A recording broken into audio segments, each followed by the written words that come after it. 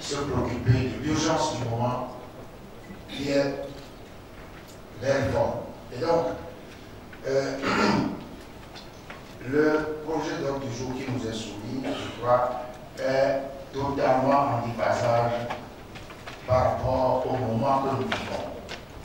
Un plaidoyer qui aura eu gain de cause sur la demande de l'opposition qui protestait contre l'ordre du jour qui n'abordait pas le projet de loi de réforme constitutionnelle.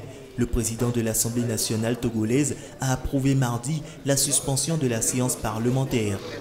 Dama Dramani, président de l'Assemblée nationale togolaise, a affirmé que les députés n'avaient pas eu la maîtrise de l'ordre du jour, annonçant que la séance est suspendue. Le texte sera présenté mercredi, première étape d'une longue procédure avant une éventuelle adoption par le Parlement. La séance doit reprendre après la conférence des présidents de l'Assemblée nationale, des groupes parlementaires et des commissions. Cette conférence prendra connaissance du texte avant d'élaborer un nouvel ordre du jour intégrant la réforme. Après cette conférence des présidents, la procédure sera toutefois encore longue. Le texte doit passer devant la commission des lois constitutionnelles qui soumettra ensuite un rapport final aux députés chargés de le voter.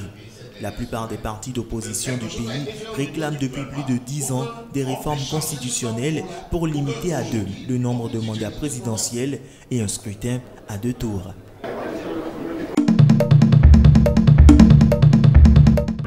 C'est une première depuis la réforme agraire lancée en 2000 et qui a exproprié les fermiers blancs.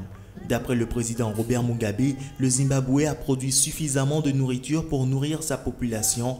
Le pays a réussi cette année à être de nouveau autosuffisant sur le plan alimentaire grâce à une bonne saison des pluies et l'introduction d'une centralisation de l'agriculture, a déclaré le président zimbabwéen lors de l'ouverture de la session parlementaire à Harare. Des propos diversement appréciés des Zimbabwéens. Comme d'habitude, le discours n'a pas vraiment porté sur les problèmes qui affectent le peuple du Zimbabwe. En ce moment même, je pense que tout le monde est conscient de la crise de liquidité, tout le monde est conscient de la pauvreté et ainsi de suite. Et d'entendre le président faire allusion à une reprise de l'économie, je me demande si nous sommes dans le même pays ou non. Il semblerait que le président n'ait pas le sens des réalités.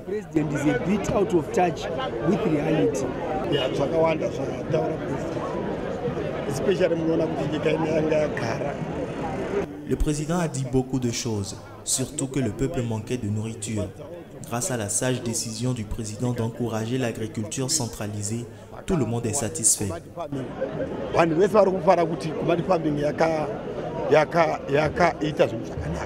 Ancien grenier à céréales de l'Afrique australe, le Zimbabwe a vu sa production agricole chuter drastiquement après le lancement en 2000 d'une réforme agraire conduite par Mugabe. Officiellement, il s'agissait alors de corriger les inégalités héritées du passé colonial. Plus de 4000 des 4500 agriculteurs blancs du Zimbabwe ont été expulsés, parfois violemment de leurs terres, redistribués à des Noirs souvent inexpérimentés ou sous-équipés.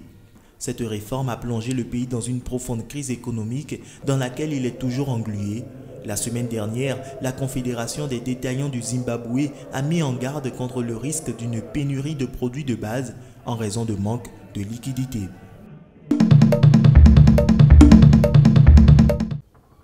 Patrick protège ses gousses de vanille comme des pierres précieuses. Ce commissionnaire est obligé de cacher la vanille qu'il achète pour la revendre à un prix plus élevé.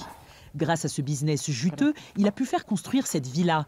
Mais la flambée des prix a transformé la filière en mafia. Arnaques, vols, meurtres, tous les coups sont permis. Et Patrick est à bout. Les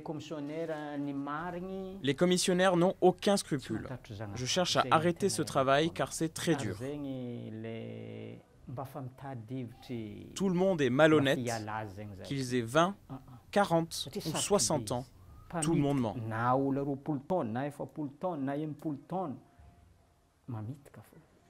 Madagascar fournit 80% de la production mondiale de vanille, mais la demande est supérieure à l'offre. Avec la spéculation, son prix a triplé en 3 ans pour atteindre environ $600 le kilo cette année.